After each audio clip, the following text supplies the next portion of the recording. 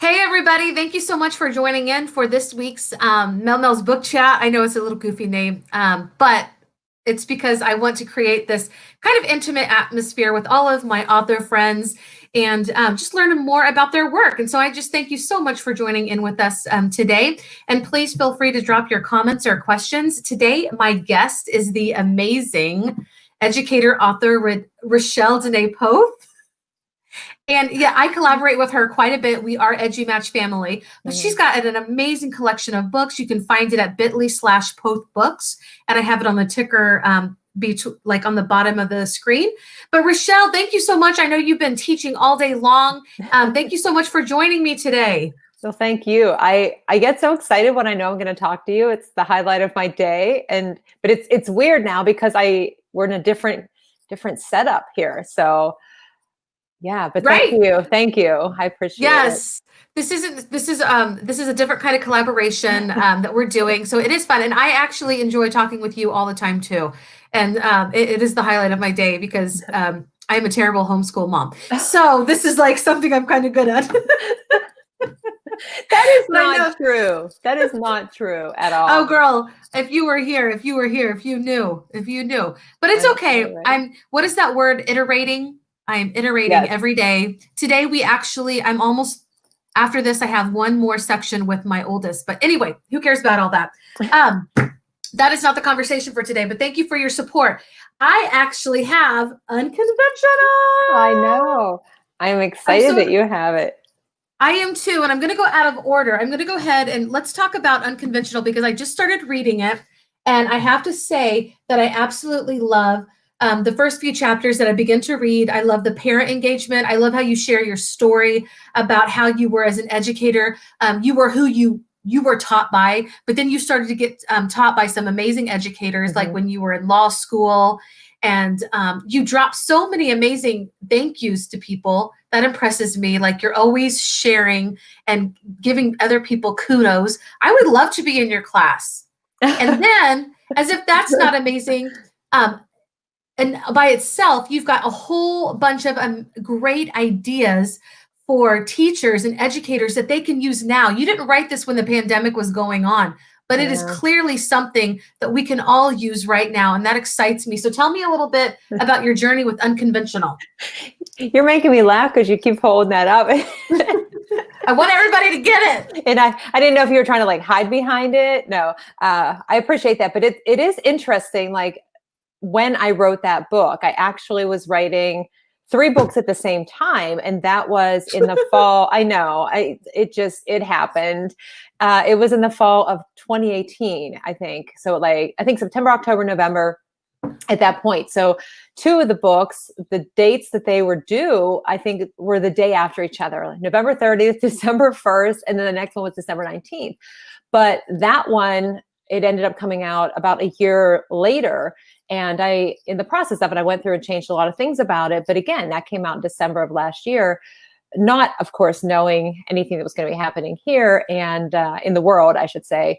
But the ideas are things that I've tried in my classroom. And the whole goal, the purpose of it was really to help teachers to start with some new ideas that might feel uncomfortable or might be unconventional to them. And especially for me, for years, like you said, I was teaching the way I've been taught.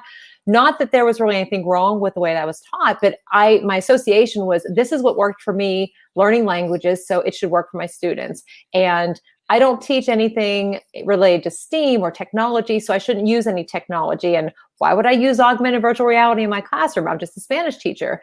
But seeing the students ask me questions and wanting to say, or wondering, why can't we do whatever this thing is? Why can't we do the AR, VR? And not having an answer to that, then I thought, okay, I need to do something different. And even student engagement was a big challenge for me. So that was part of kind of my thinking. And a lot of the things that I did is I broke away. And I used to always say, like, going rogue. Actually, a presentation I called it Go Rogue, Creating Chaos in the Classroom. And rogue can, I mean, however you look at it, but for me, it was just like doing something different, taking chances, taking risks. And again, totally uncomfortable because for many years I didn't do that. But now, I mean, taking those risks and being open with the students and saying, you know what, I'm not really sure how this is going to go. And sometimes it they look at me, what are we supposed to be doing? And I say, I'm not really that sure, but being able to share those ideas so that anybody could pick up the book and get started. And what's kind of funny, and I know I keep talking here, what's kind of funny, hey, Sarah, is that any of my books, any of the ones that I've written, this was not intentional, but you don't have to read them from cover to cover. I mean, you want to read the whole book. I want you to read all the book, but you can kind of look in the table of contents and find an idea that maybe you've been curious about, and just go to that chapter and have some quick ideas and see some images of students that share their work or my risks and failures or anything like that. So I love it. And I want to say hi to our book boss, Dr. Sarah Thomas, for dropping in. She has actually created a great label for books, for education books, that you and I and Unconventionals publish through, though not all your books are published through, as you mentioned. That's okay. But thank you, Dr. Sarah, for joining us. And I love that, Rachelle. Actually, I totally agree. You don't have to start at the beginning or anything. You can go through. Mm-hmm. But what I love about this book is that you started with the foundation of relationships. And, that is something that even through the pandemic is so important. Like if we don't establish those relationships, everything else just kind of doesn't matter, and you talk about all of that. And I love that so much. So please, and thank you, Dr. Sarah, for dropping comments. Please, if you're watching, drop any comments or questions. Keep it coming. We love it. And so I know that you have a time crunch. Dr. Will said you're the busiest woman in education, and I believe him. Did he just say that now, or was that something? Because he had said that before too. It was so funny. Yeah, I saw it when he said it. He said it, and I agreed. No. I mean, writing 4 books at once, who does that? Who can? Anyway, but you have other books, and I want to give them some due attention too. There's another book. It's called Chart a New Course, and it is an EST book, and congratulations on your recently becoming EST certified. So Chart a New Course, and I believe there is a book study going on right now. Can you tell us a little bit about this amazing book? Yeah, that is my EST book, and it just came out in March. And it's, to help, there are 5 chapters in it, and it breaks down into different topics: social emotional learning, helping students to kind of show what they know. Again, another book that you don't have to read from cover to cover. But what I love about this book is that I'm able to I had some of my students, current students and former students actually, as well as some educators from around the world, share short vignettes in it and with their experiences using some of the technologies, and not even just technologies, just some of the different methods in their classrooms. And so being able to really give people a glimpse of like, this is what it looks like, here's some pictures, here's what students' perception is, was really important to me. And to just, we don't have enough time, right, in the day, even though, I don't know, over the summer's off, we never have summers off because we're always learning and curious. But if I can make it easier for somebody to get started and save somebody else some time, then that's what kind of motivates me. And so I'm hoping that through any of these books that somebody can pick it up, find some ideas, and just let the students go with it and see what you learn from them. You don't have to be an expert, which I thought I had to be. I'm not an expert. There are so many times that I say, I have no idea, and hope that a student figures something out. But it's fun to learn with and from them. Definitely. And I even noticed an unconventional, like you're sharing out student work, you're sharing out colleagues' work. It's pretty amazing. And I want to get to every book. So I'm going to go through another one. This is an EduMatch book, and it's right behind you, I see. It is. In other words, and it's part of the cover of Unconventional. Tell us about In Other Words and show us what it looks like. Aww. Didn't one of your students design this? Yeah, there we go. I don't know. I can never tell if you can see it. But yeah, that was the first book. And it's kind of funny because I was approached about writing a book in the summer of 2018, and looking for ideas, what would I write about? I grabbed my notes and found that I had written down a lot of different quotes. And so one night, and I always think of Sarah because of just the ideas that come suddenly. One night I thought, I wonder if I could write a book about quotes that kind of push us to think differently about education or about life. And so originally the book was supposed to be called Quotes That Push Our Thinking, or Push Us to Rethink Education. But then I had some people contribute chapters. 2 of my students co-wrote a chapter in it as well. And then I think I had 7 other guest authors kind of contribute a chapter. And originally I thought I was going to have it set out where it was all of my kind of story and take on these different quotes, and then at the end have everybody else's. But then once the stories came in, with the different quotes, it ended up being, this is kind of what I think about it, and here's somebody else's thoughts about it. So it goes back and forth. And I love it because I was able to pull in a lot of different people between writing the stories, creating the graphics and sketch notes for it. And the student that created the cover, that was just, it just happened. And I didn't know how I felt about it at first, because I thought, who's going to get a book with a cat on the cover? But the reason that I went with that is actually written inside the book, because I was able to notice what students were doing and to be curious about it and to build those relationships. And had I not taken kind of a step back and reevaluated myself as a teacher in my classroom, I don't think that I would have noticed that. And I don't know that I would still be in education. So it really represents a lot to me for that reason. But when I see that cover and know that it was a 9th grade student that created it, it makes me happy to see that, and to know that, I mean, it's not just my story, it's everybody else's stories, and it's not just for education. I mean, these quotes make you think about life, anything. So it's been really good to hear the feedback from it, and to use it to make the cover for the unconventional. That was fun to do too. Hold that book up. I'll hold this book up. You hold that book up. Okay. And this is part of our EduMatch family right here, y'all. And so I have a bright light. No, keep holding it up. Okay. So if I'm going to put mine over here, you can kind of see the colors come from the cat. I want them to see how they're related. Well, if you turn yours, I don't know which way to tell you to turn it because of the camera. Or go the other way. Keep going. Make it horizontal. You can actually see the nose, the mouth of the cat in the middle of the tree there. How cool is that? Yeah. But it took me making copies, cutting it into shapes of branches, and then kind of taping them down, but not really making it permanent, because I didn't know what I wanted the tree to look like. And a tree, so symbolic. I love trees. So I don't know. That's where the idea for the cover came from. Your ability to create and connect is pretty phenomenal, my friend. And not just with art and just creation of things, but of people too. And that's something that you see on all of your books. And so we talked about, I think we have one more book to talk about, and I want to get every single book in. And please go to bit.ly/Poth Books with a capital P, it matters. But the future is now, y'all. If we didn't know it already, right? The future is here. Looking back to move ahead. Tell us a little bit about this book too. Oh, you're so funny. That's one of the ones that I was writing together at the same time. And it also has some vignettes in it from other educators, and it has a few guest chapters. One of my students who graduated last year, I have to think back now because time, who can tell anymore, but had graduated last year, wrote her own chapter in this book and was the co-author of a chapter in the other book, in the first book. But the chapter that she wrote about in this one was about failure. And whenever I had asked some of my students, do you know you want to write something for the books? And I gave word count. I remember this student saying, wow, 500 words, I don't think I can write that. And so I said, well, you know what?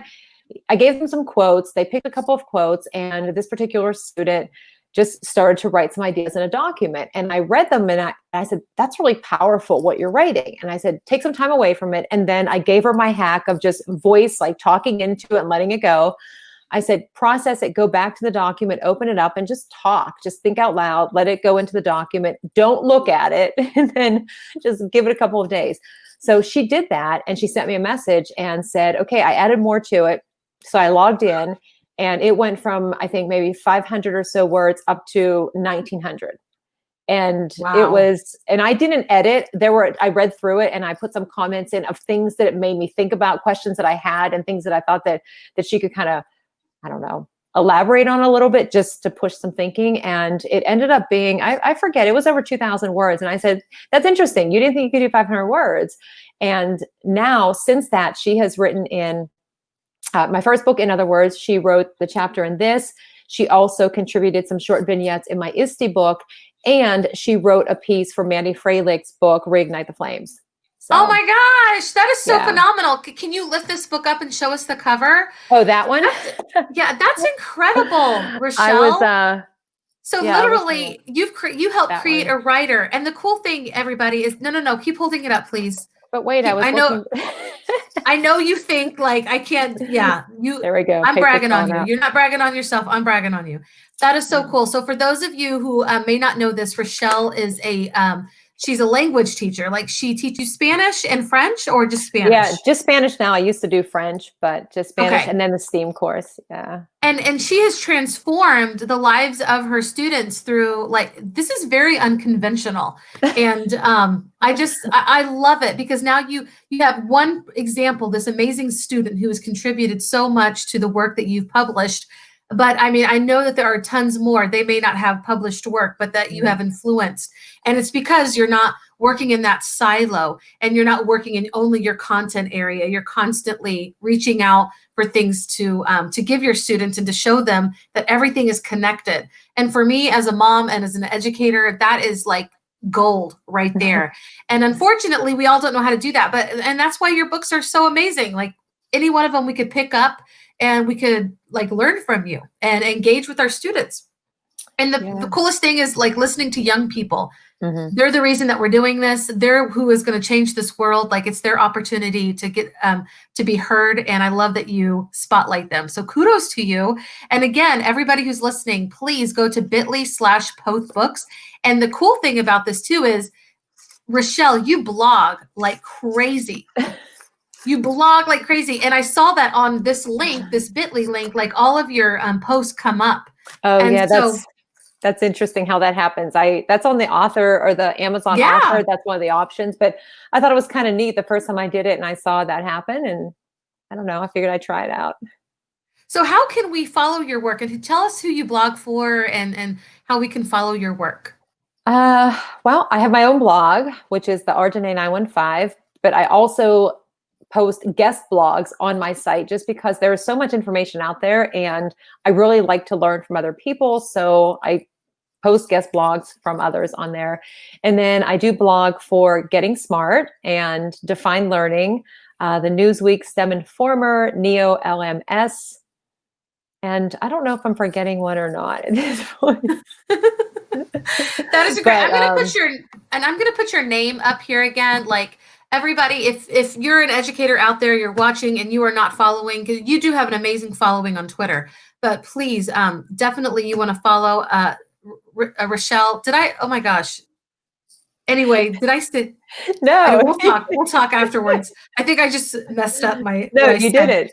Okay. And also follow her. She has a new account at Thrive and Edu. And this is talking about your community also. And you actually have a community, and I'm going to try to drop it. Tell us about this community that you've created on Facebook.